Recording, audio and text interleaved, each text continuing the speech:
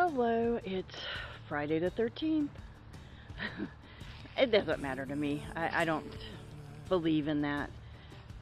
Some people might, and that's totally fine. It's up to you. Um, I just don't believe in that unlucky thing. Um, I'm just kind of walking around. It's not too hot today, so I thought I'd get outside and post an update.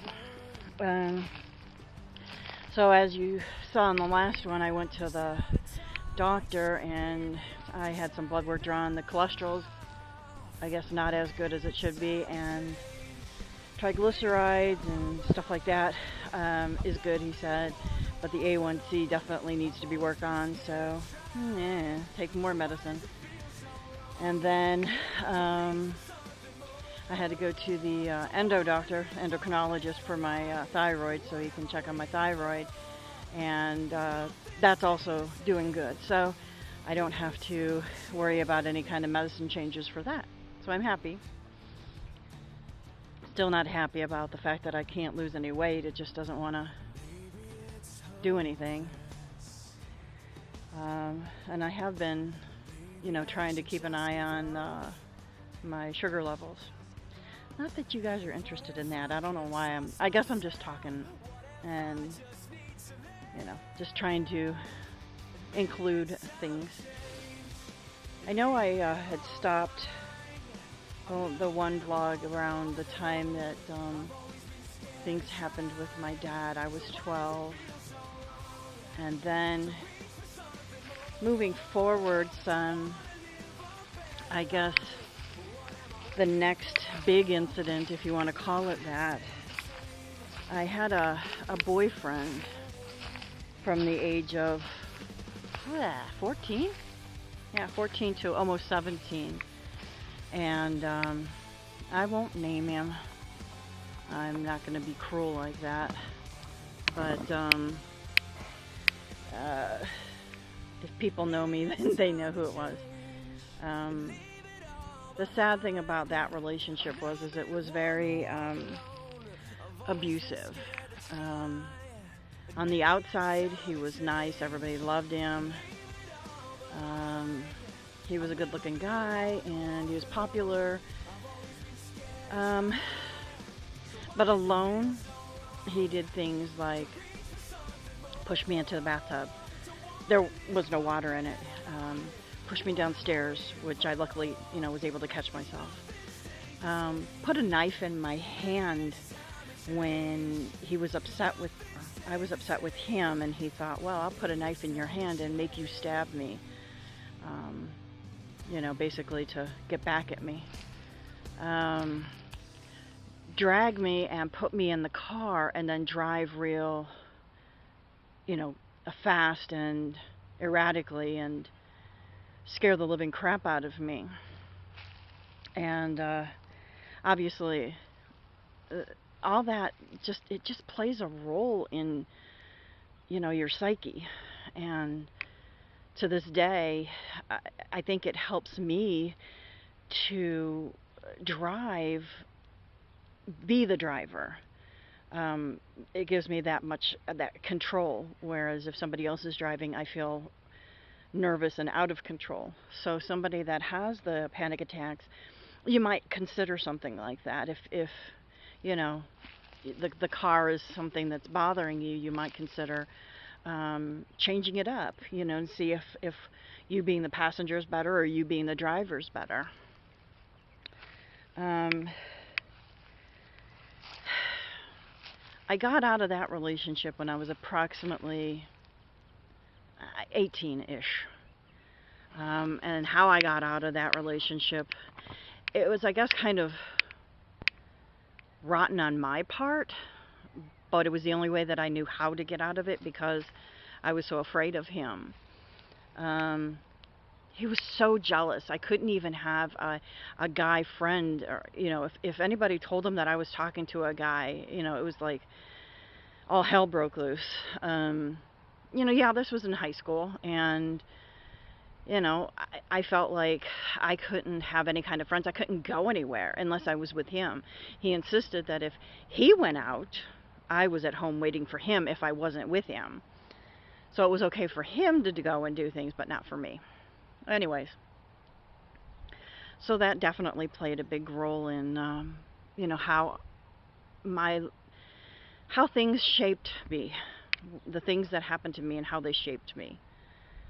After obviously having therapy, you do think about those things, and it does make sense. I mean, when they ask you, oh, what's your relationship with your mom or your dad, it's a lot of those things, believe it or not, and it all kind of combines, and it just kind of hits you.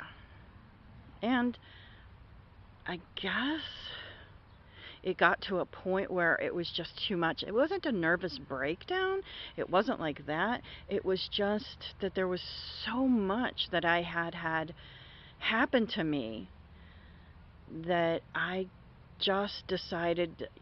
I didn't even decide. I don't even know how to explain it. I'm trying to think of the way to explain it. My mind kind of retreated, and it got to the point where everything scared me, and the only thing that I knew would help was to be in my room. That was my safe place. And the next safe place was just the home in general. Being outside of the home created things that I couldn't control and things that made me scared, because especially going to a new place, I didn't know the people. I didn't know the layout of. I had to know everything before I would look it up. Like, where's the nearest exit? Where's the nearest bathroom? Things like that. In distance, I would judge if I could go, if it was within a certain distance. I don't do that anymore. I don't do that to myself. I have a GPS, and mainly that's because we're in the country and I don't know my way around, and so I need that for directions. I did in the beginning use it for judging how far I had gone. And then during counseling, my counselor said to me, don't do that to yourself. You go and as long as you're comfortable. So that's what I would say to you is go out little by little, baby step by baby step, no matter what, and give yourself that pat on the back. You deserve it. You are working hard at this, and nobody knows you better than you know you, and you know what you can handle, and you know what you can't. And don't let anybody tell you, well, you're just not doing enough. I'll get to that in the next vlog. I don't care. I mean, if you look, I don't know if you can really see it. My driveway right now is about 100 feet, something like that. At one point, I wouldn't have even been able to do that. Stepping out on the porch, I remember a neighbor telling me, "You always have your shades drawn." Yeah, it felt like I needed to have that security. So when you go out, be it walking, be it on a bike, be it in a car, no matter what you do, give yourself credit for how much you have done. Again, it could be to the corner, it could be around the block, it could be to the mailbox. I don't care what it is. Number one, do it. Step out of your comfort zone. I used to do, when I would walk, I would go one house, then two houses, then three houses. And I would just go and I don't care how much it was. The fact is that I was getting out doing it. And little by little, you become accustomed to that, and you realize you don't have to fear anything. It's not going to hurt you to go out. So it becomes more, the more you repeat the process, the more it becomes acceptable in your brain and easier it becomes. So that's basically how I did things. I was stuck for a long period of time, many years, too many years. And that was part laziness, part fear. I guess that's the two, laziness and fear. I didn't want to do it because I was so afraid of what would happen. Oh, I'm going to pass out. I'm going to throw up. I'm going to have a heart attack. That was a big fear. People are going to look at me. People are going to judge me. You name it. You know, it was always there in the back of my mind.